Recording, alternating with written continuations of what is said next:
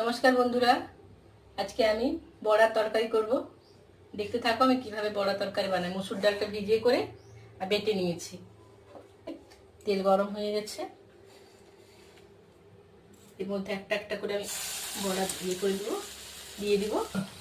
তেলের মধ্যে ঝিঙ্গা দিয়ে দিচ্ছি।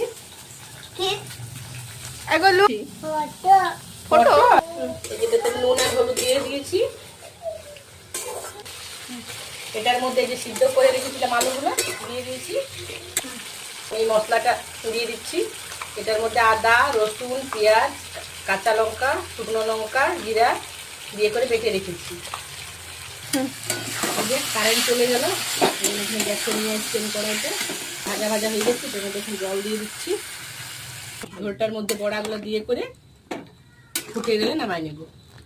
তরকারি রেডি, আলু ঝিঙ্গা বড়ার ঝোল। গ্যাসটা বন্ধ করে